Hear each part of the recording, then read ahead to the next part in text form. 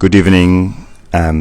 Welcome to a talk with Désiré Feuerle, the Feuerle Collection at Soho House within the Soho Studio Berlin, and we are guests of the Soho Friends. We are very happy to be here in this wonderful new space dedicated to presentations and talks in a very informal environment.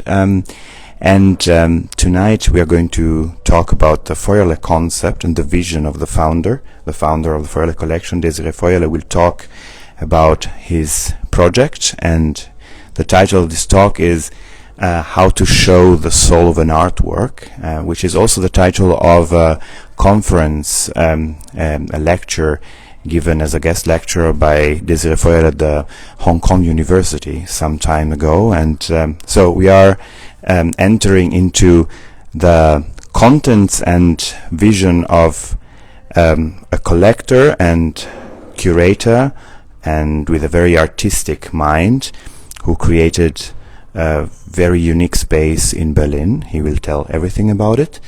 And so I will pass on now to Désiré Feuerle, who can tell us something about how it all started. And he was a pioneer in juxtapositions and how he shows art pieces. Let me just... Okay.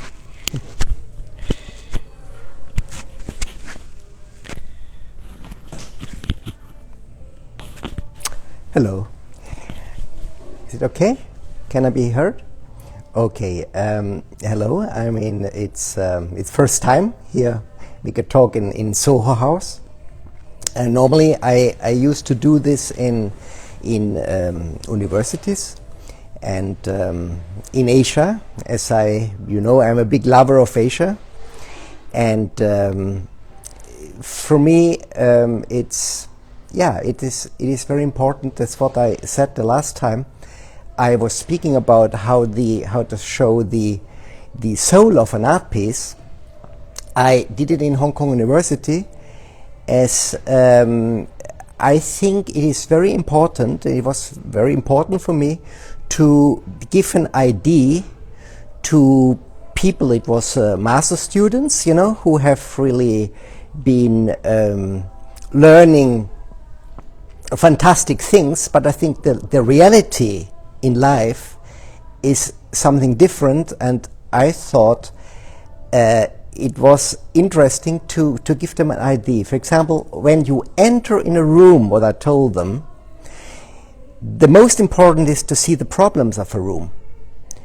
You see, for me, when I go in a room, I look at the things I do not like.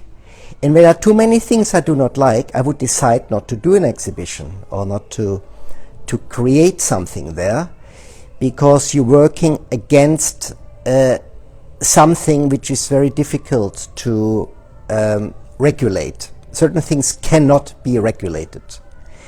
For that reason, I think when you start going in a room and looking from the side what is the problem of the room, that's the right way to start an exhibition, to start curating something.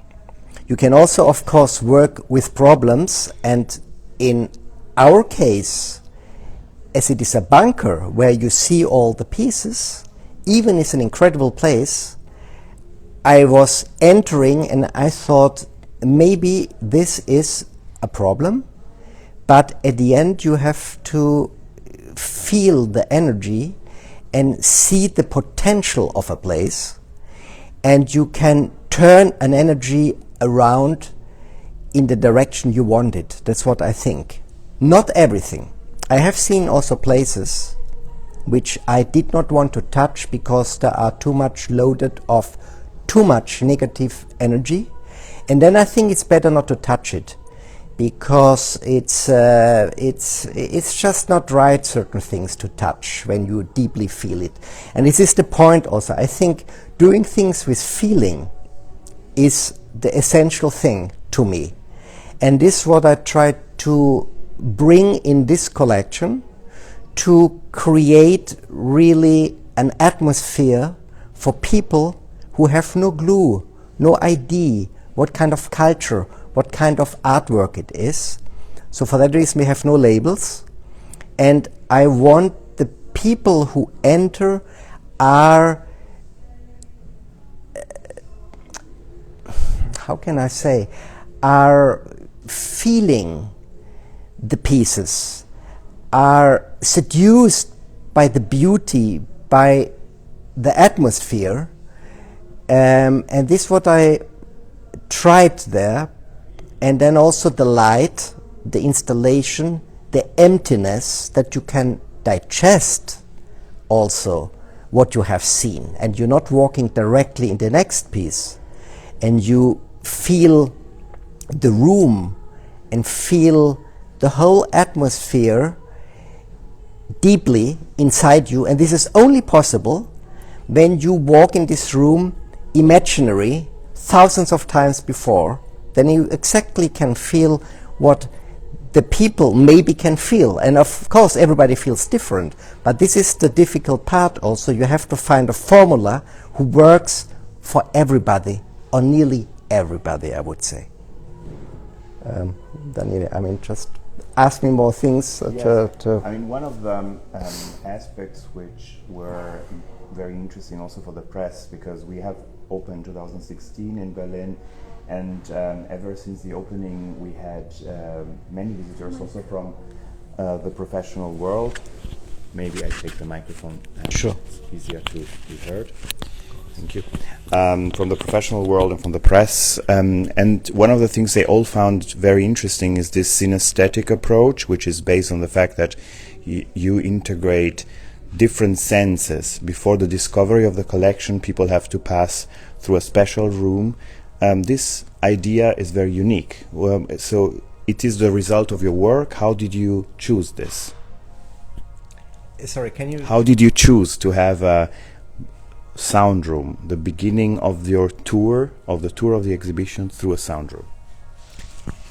I think for me it was very clear when you walk through Berlin, when you enter, let's say you come from the airport, you go in the city, you drive into the city, you have the first feeling, the first impact. You have this in every city in the world in a different way. When I enter in Berlin, there is something I feel, there is the history, it's something a bit heavy loaded sometimes, you can even feel it today, I think. But there is an attraction in the city, what you feel, and there is not a beauty. When you drive through Paris, it's extremely beautiful. When you go through Venice, it's extremely beautiful. I wouldn't say Berlin is very beautiful, but this can be an advantage.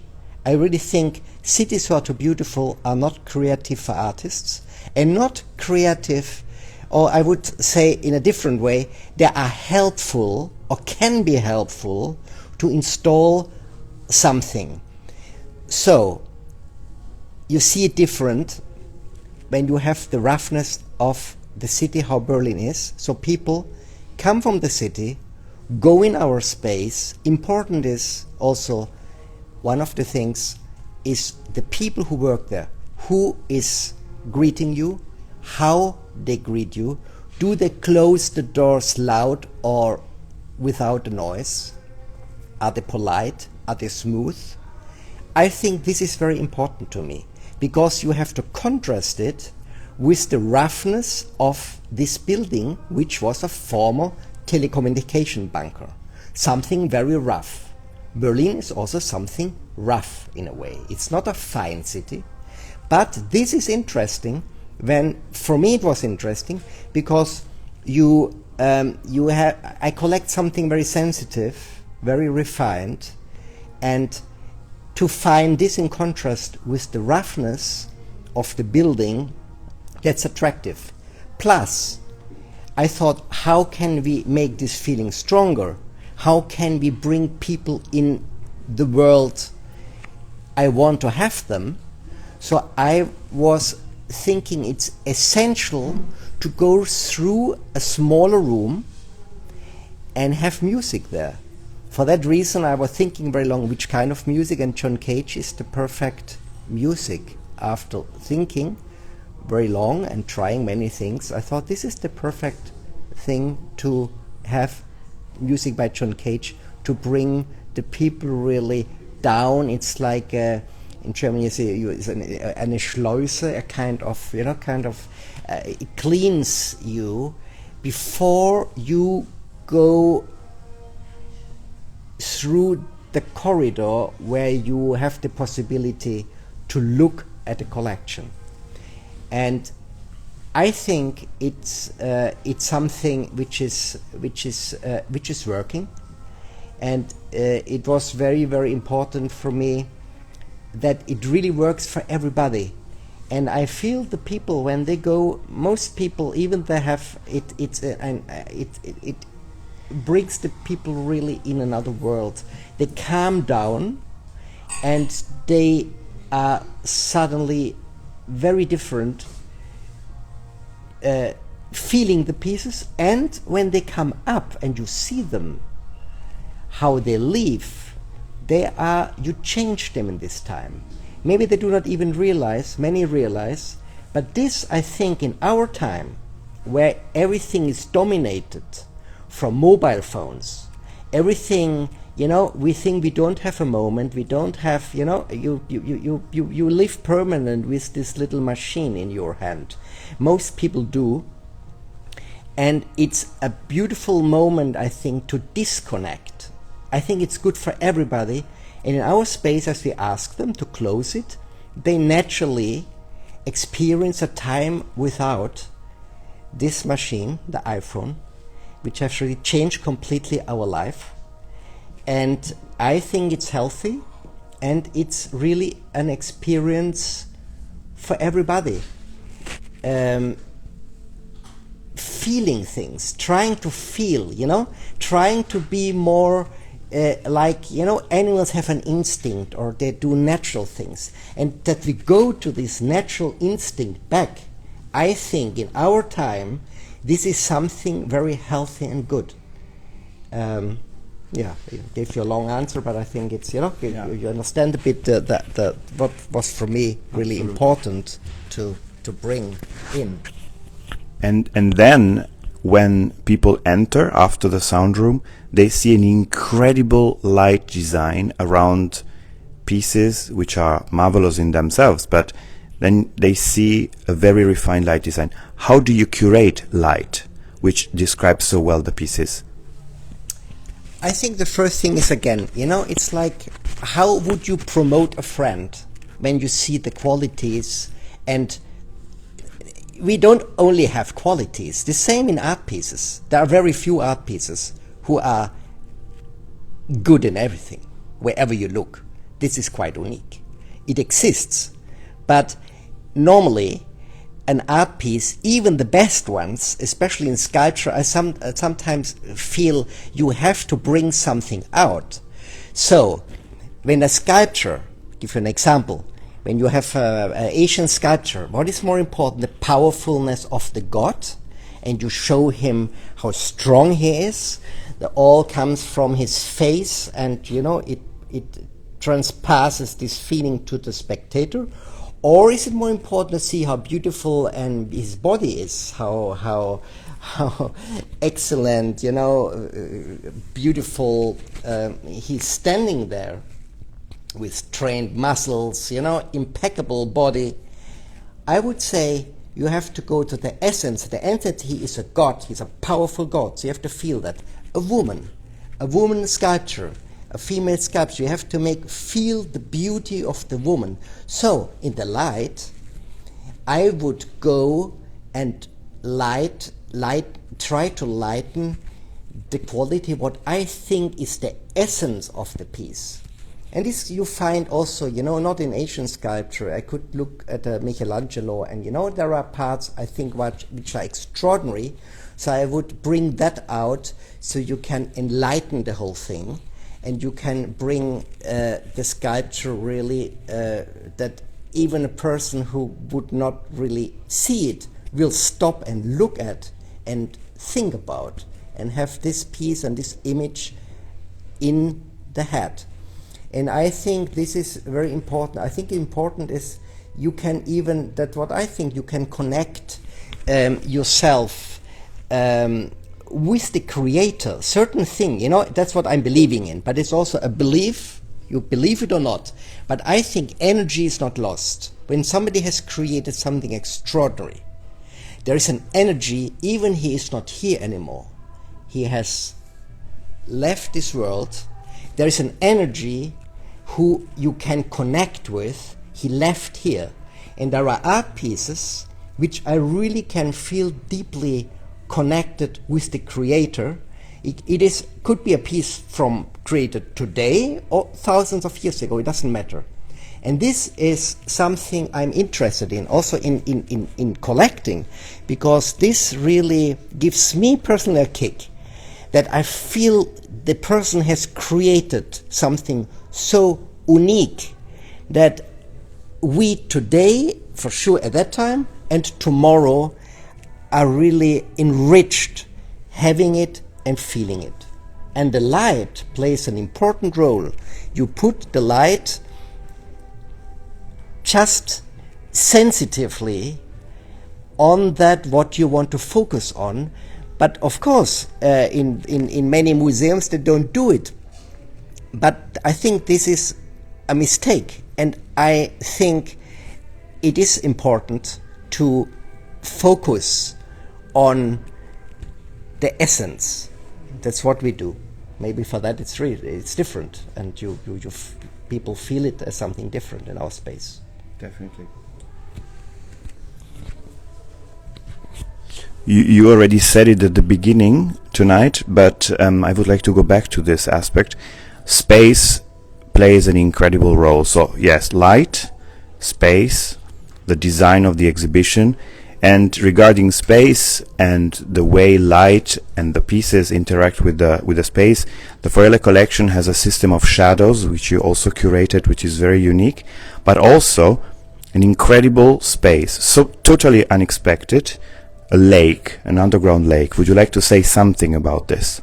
I mean, it has been described as really one of the examples of slow art, the Feuerle Collection, because people have to take the time to discover things by themselves, without text, without labels, and the space is huge. It's an immense space, and the pieces are very it's curated so that there's no overload, and that's something special. Plus the visitors are looking into the lake room to discover something which is almost invisible. Maybe you can say something about this.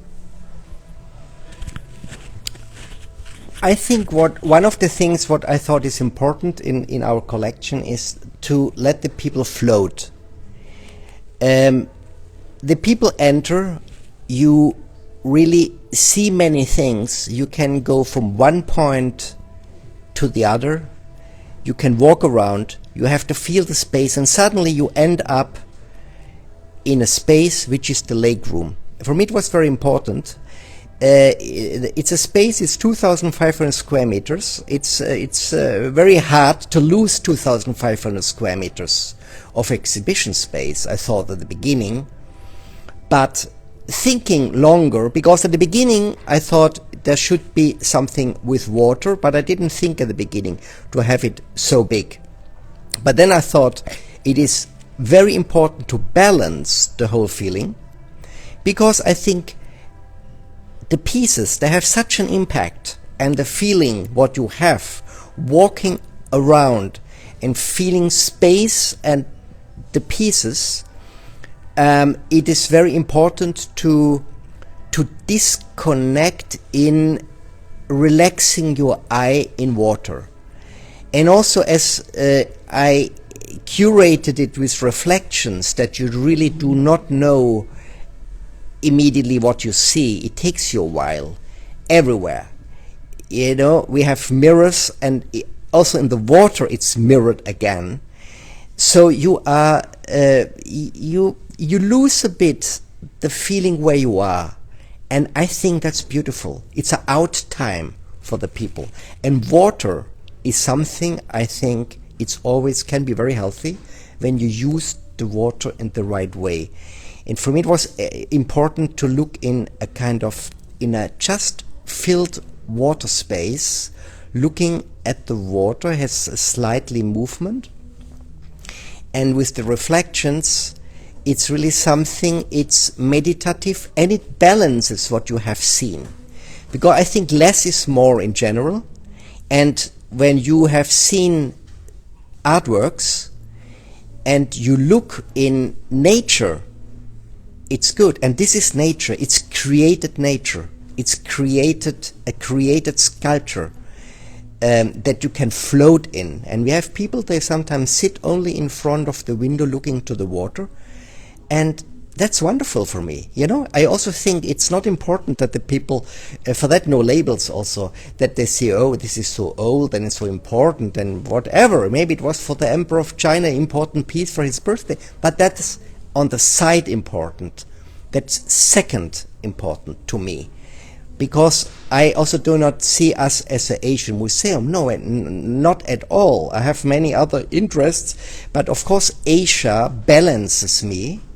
Because there is something, it is so central, I do not find, and so structured through the head, like Chinese art is, and so out of the stomach, like art from Southeast Asia is, that I really think it's a component interesting to have it together with this big water space, which I really think it's very important. It's a sculpture to me, and yeah, maybe I gave now a bit an idea. Yes.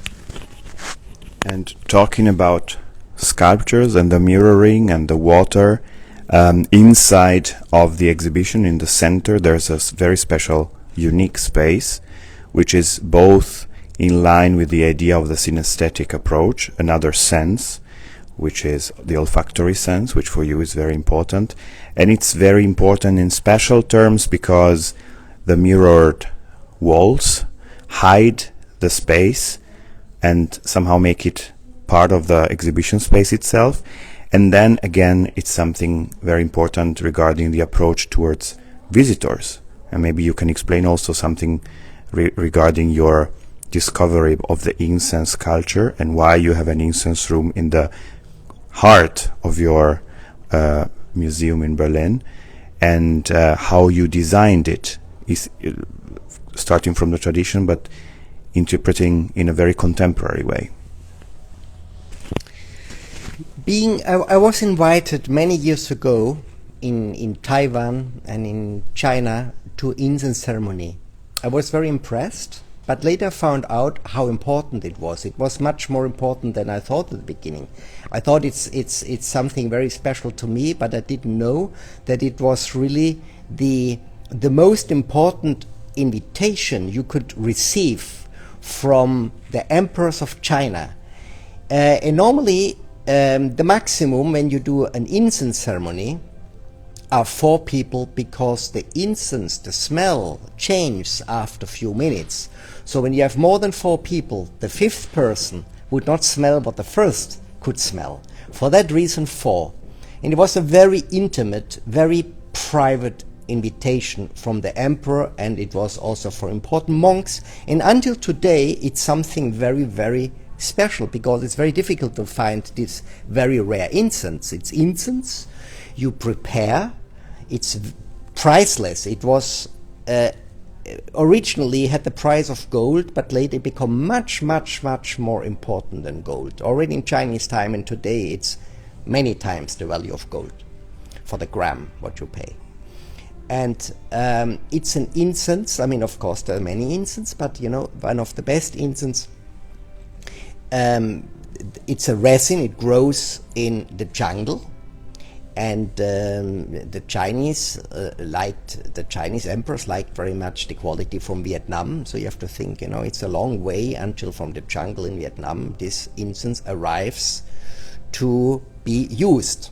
So it's a resin, and you heat it. You heat it up. You have coals. Normally you do it manually.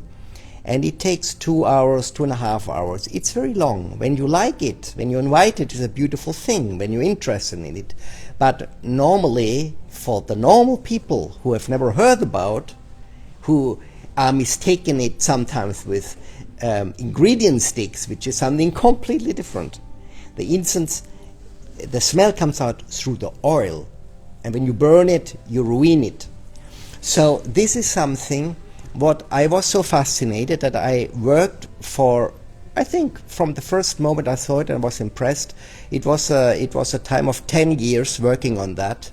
And then we created a special incense room.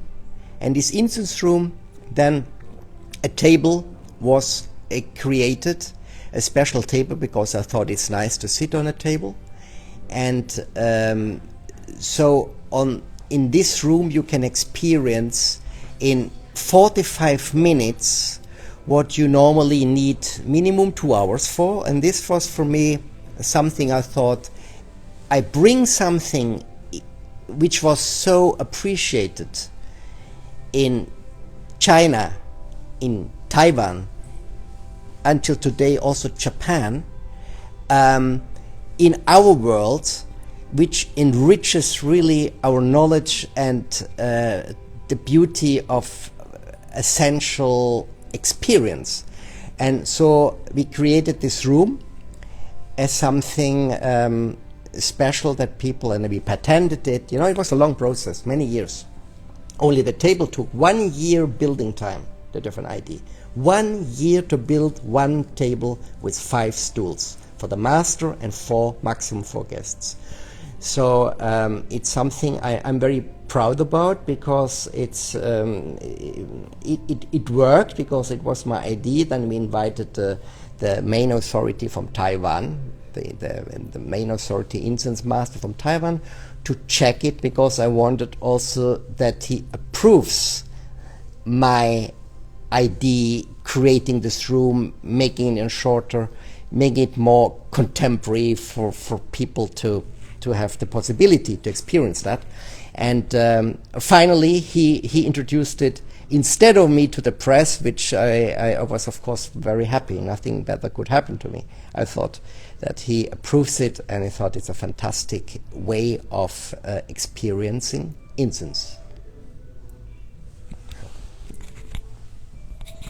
So it's part of the total artwork of the Gesamtkunstwerk, and it's the only place on earth where it's possible to experience it as a part of the museum and as a contemporary performance.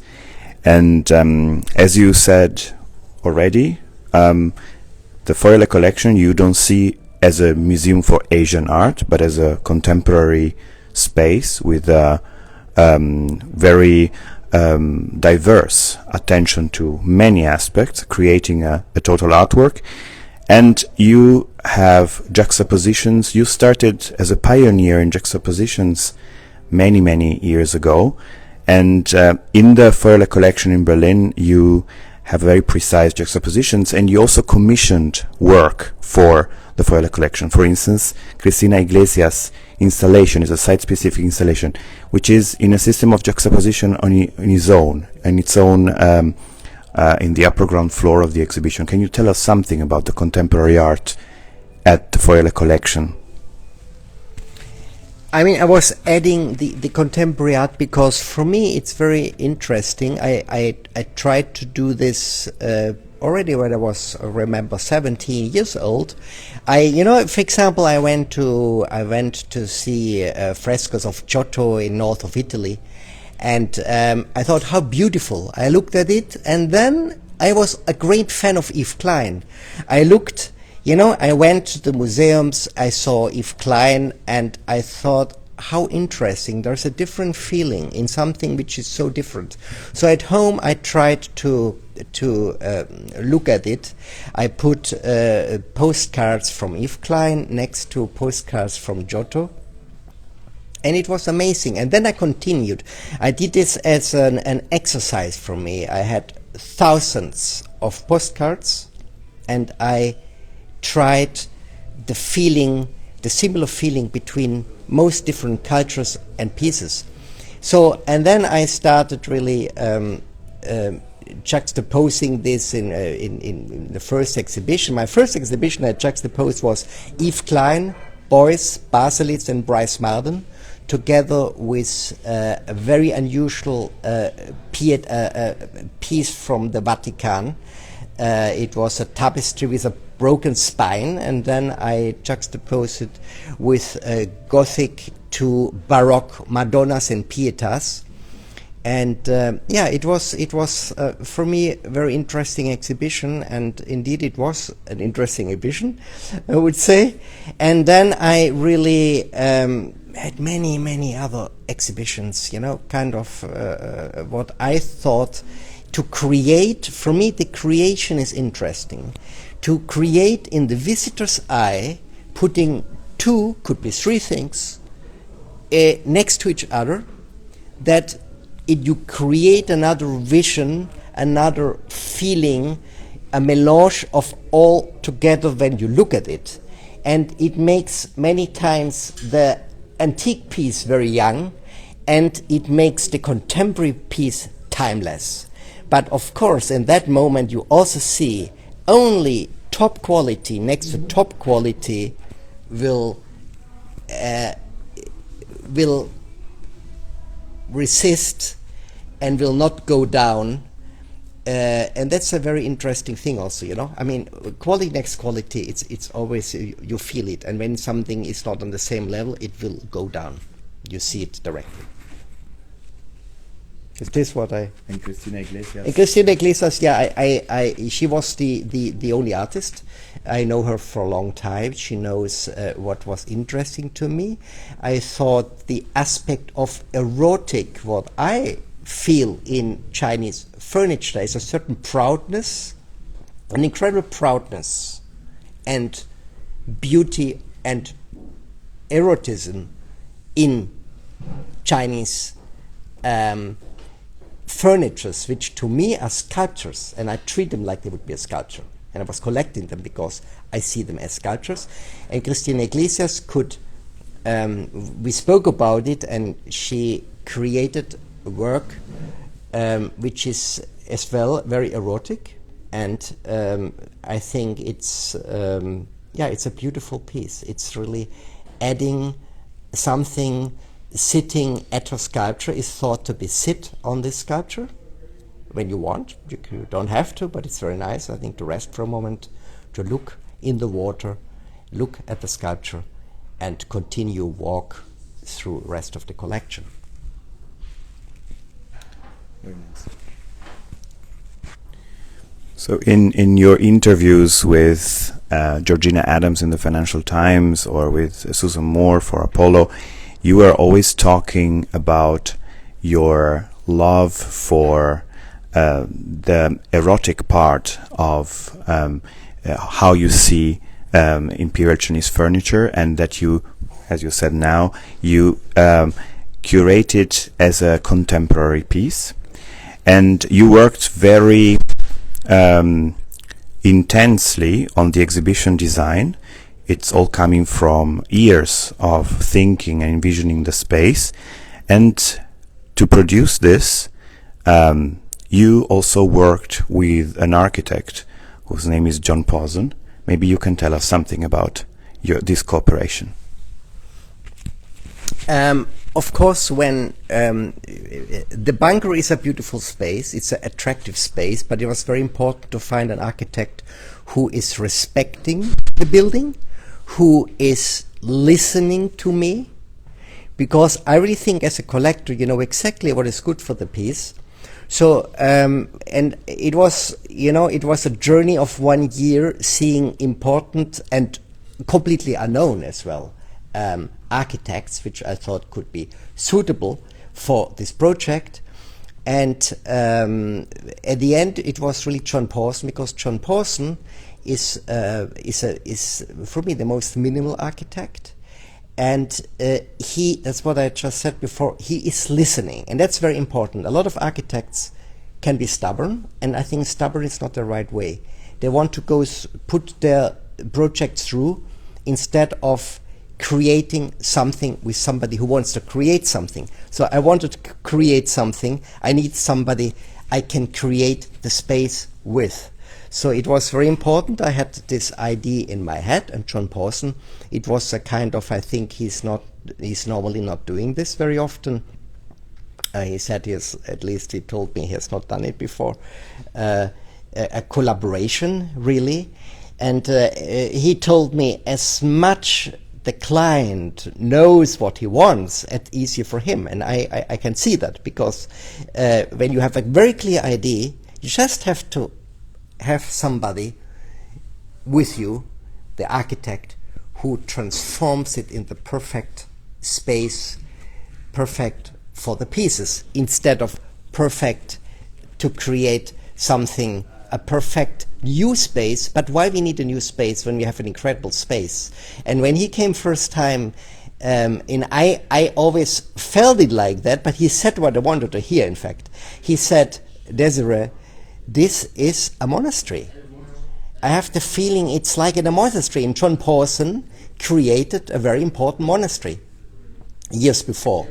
So I liked it very much, because I had this feeling, and we still speak about a bunker, a telecommunication bunker, and he could feel that we really are doing something which could be a kind of monastery later. And I think in a certain way we have achieved that. For me, at least, it is like this, and I think it is a different space. We created really something different.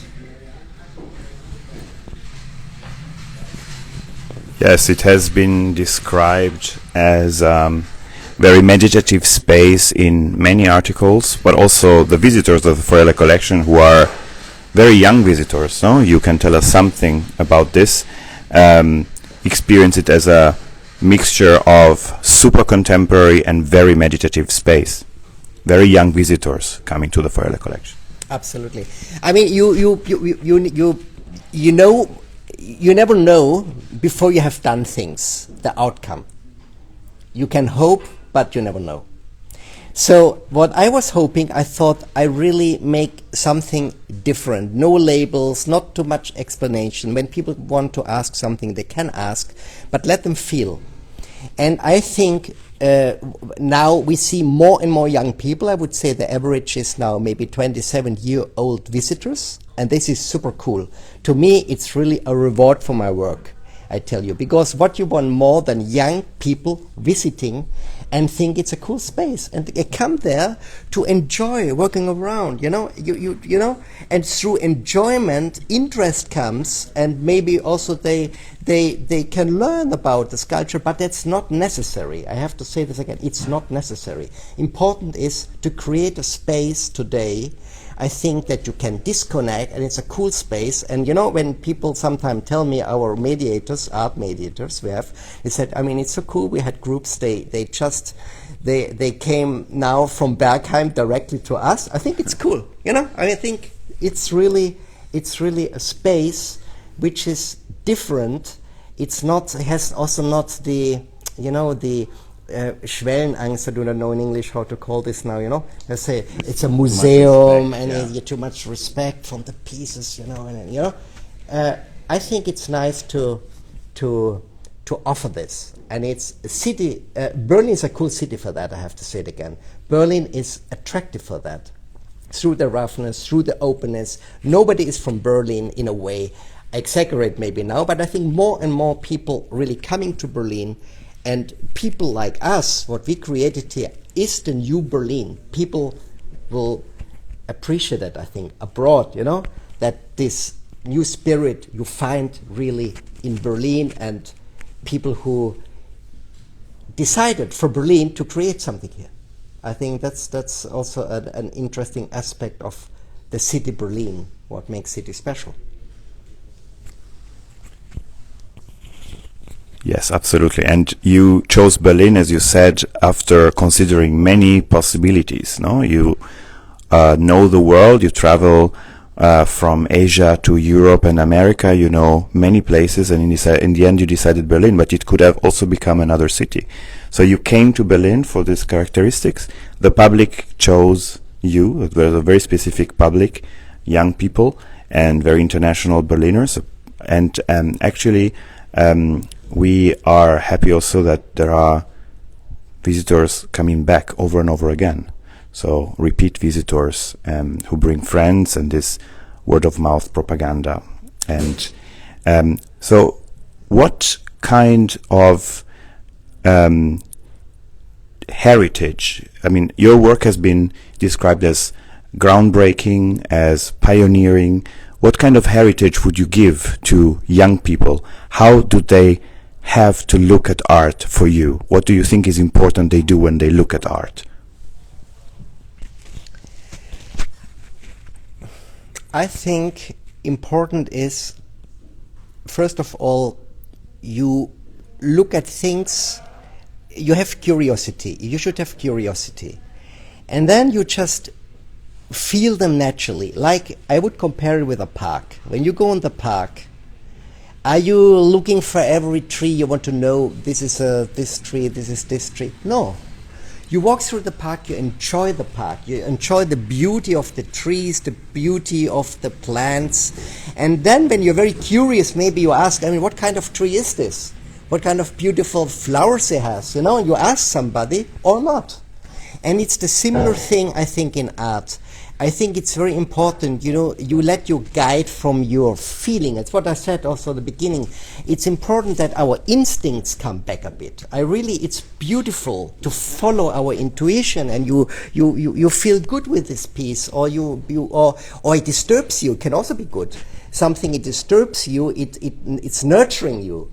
And after a while, maybe you like it more. I think that many times a piece which is too pleasing is the less good one, because, you know, there is not something, you know, which disturbs you, and after a while, when it's good, you know, you see really the quality, and it's lasting longer than others.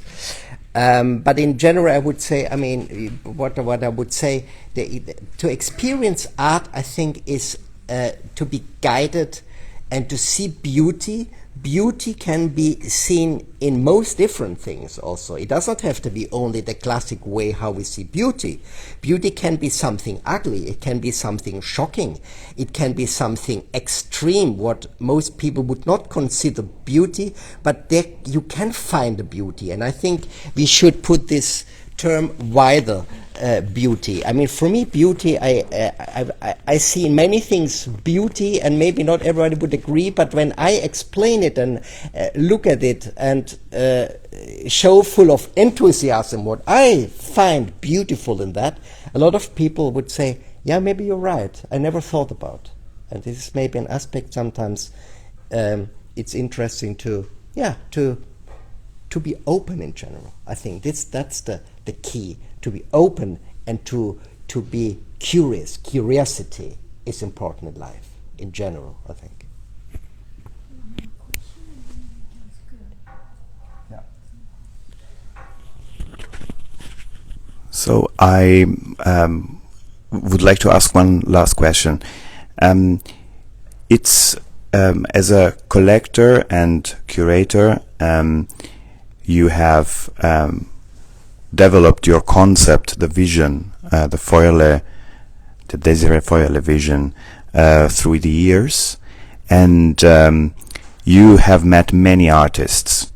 The exhibition at the Feuerle Collection in Berlin, the tour of this selection of pieces in the Feuerle Collection in Berlin, ends with a very special set of works, Nobuyoshi Araki and James Leebers.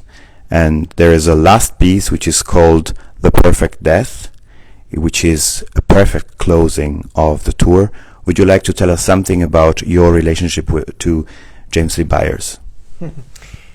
Yeah, James Leebers is an artist I liked very much. You know, when I did my education, I worked for a gallerist, Michael Werner. He was I mean, he's still, luckily, still alive. He's one of the great figures, I would say. A kind of, you find not many gallerists like this today. A kind of in the tradition of Kahnweiler, maybe, who was the main deal of Picasso, many others. Michael Werner was somebody I really learned a lot, I have to say. It was very interesting for me. I lost now den Faden, Daniele? What was the main question? James Leebers, your relation Bias, to yeah, James exactly. Leebers. Bias was the thing. And he asked me, who would you like to work with? You know, I was just finishing an education in New York, so I went to Cologne at that time. And James Leebers, I liked him, you know. He was sitting in the office, you know, I just thought he was a cool guy, really cool, different.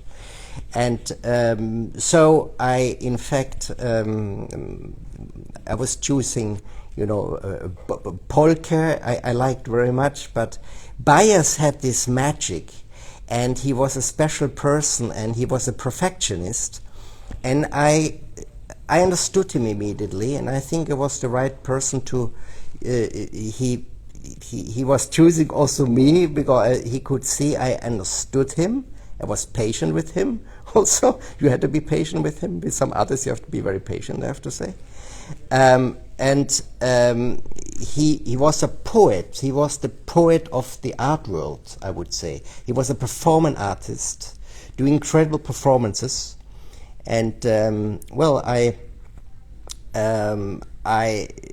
decided at that time, you know, I just started to print a book in the gallery of Michael Werner in black instead of white. Michael Werner at that time was in New York, and it was so I could easily do this decision as he was not there. But the consequences have been he was super angry. I would have been also angry because I did it against his will and the will of the artist, of James Leebers, to print everything in black instead of white. Okay, but as a thank you to me, James Lee made a performance in the Piazza San Marco in Venice, and I will never forget it. It was something very special. He arrived in a golden suit. He gave me the blackest book I've ever seen. He had somebody in Venice, a printer, who made it so black it looked like a burned book, and he gave this as a gift to me. And yeah, I will never forget, because you know there are not so many artists who touch you deeply. James Leebers was somebody. He was a very strong personality, a charismatic person, very interesting. Everybody did know him. It was also wonderful for me as a young man, meeting all the interesting curators, museum people. You know, Harald Seemann, for example, who is a figure. He introduced me to him. You know, kind of. So it was of course, I was like a sponge learning at that time, and he was generously also giving me, you know, introducing me. So it was a wonderful time, and I think coming back also, what is for young people, I think in general important is you need somebody who takes you on the hand or maybe opens you the world sometimes. This is very important, and you know, and to have a kind of a figure is somebody you admire, and you have a figure in front of you and think this is a special person who I really think can bring you on the right way in life. Experiencing life in a different way, finding your own way. You have always to find your own way later, but you need maybe at the beginning good guides. That is always helpful. That's a very good answer about this. The Feuerle Collection is offering many experiences to the visitors, but we are also thinking to, we have created the Friends of the Feuerle Collection. We are thinking to build a group of people close to this concept and joining the activities. In the future, there will be obviously more activities than during the pandemic time. And this circle of friends, young and all ages of friends, will have more and more the chance to discover the behind the scenes and all the aspects of this experience and this vision in Berlin. And we offer the chance to discover the Incense ceremony, which is open to be booked by anybody by appointment. The visits are by appointment, but we also organize other activities like the gong bath and then open meditation every Thursday. There are many ways to discover the Feuerle Collection, and we are working constantly on thinking to fulfill the wishes of our visitors. And maybe you have questions from the public here, and yeah, we would be happy to. I pass on the microphone directly to Désiré because he will be the one answering. I'm just interested because I was selecting visitors for it, and I just realized when you were speaking about senses, that when you really come in and experience it, that you feel obviously the drop of the temperature because of the location, but also it has like this special aura. Is it something what you created on purpose? This really nice, like somehow it's like the temperature is cold, but you feel because of the shadows and the light, this warmness. Is it something what you created on purpose? Yes, I mean, that's what I said, you know, it's from the people, how you open or close the door, until the system for the air, the climate system what we have. We could have chosen a system which is so quiet that you don't hear it. We extra choose a system that has this kind of sonoric sound. You hear it permanent, extra. It is adding something, and I think these little details are very important in when you consider to do something what we did, you know, to have a total experience. These things are very important. Yeah. Makes it also very special. Mm-hmm. Yes. Is there any other question from the public which filled the room step by step?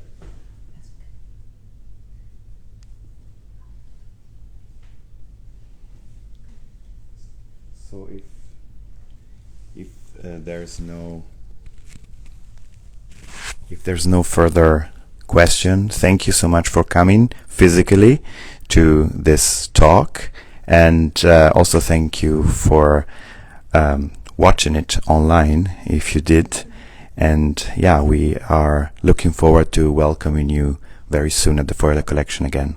Goodbye. Thank you.